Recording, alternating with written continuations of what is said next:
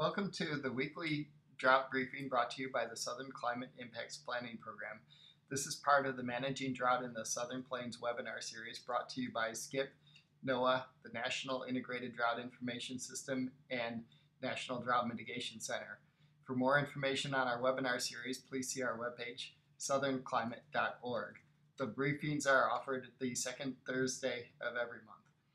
The shorter briefings here, we focus on changes in the region, including what's new. We've seen some very slight improvements since last week, with perhaps more improvement on the horizon where the rains have fallen, especially Louisiana and Texas. There have been more rains on tap, it looks, for East Texas, Arkansas, and up in the Ohio Valley. And following that, the cold air is going to continue in place through the remainder of the month, with dry air returning later in the month. The Drought Monitor map on the national scale looks pretty much the same as it has for quite some time, with extreme drought settled in across the southern plains on up into the high plains of Nebraska and South Dakota.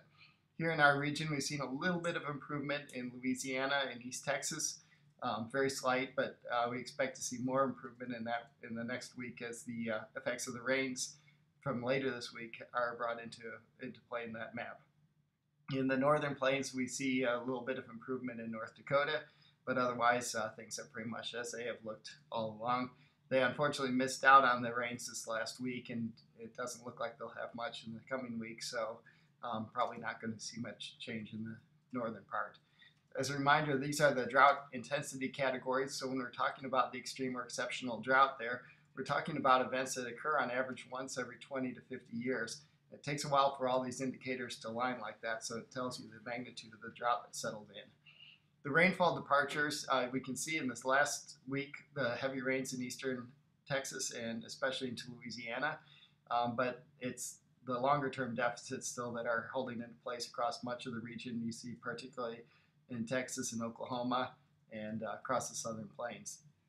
Stream flow has improved. The map on the left shows conditions in late December. The map on the right shows current conditions. You can see more green and blue dots in eastern Texas and Arkansas in the most recent map. So while that's improvement, just remember that this time of year streams tend to be pretty low anyway, so changes in elevation are not indicative necessarily of long-term improvement. In the short term, that you can see that heavy rain expected across the eastern U.S. as a cold front comes across the region, with very warm air to the east of it along the Atlantic coast and cold air out across the western states remaining in place.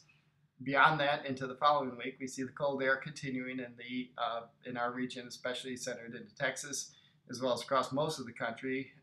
It's a lot of blue. There's dry air expected across a big chunk of the country, some precipitation associated with a storm track along the northern states, and a little bit of rain in the Big Bend, Texas area.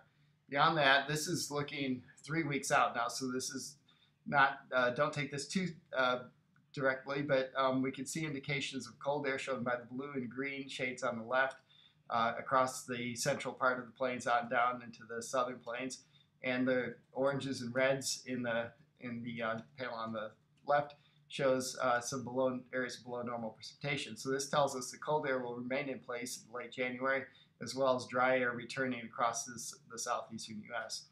Beyond this, no new outlooks yet on the 3-month outlooks. Those will be coming out next Thursday, so please check the CPC website as well as our next week's briefing.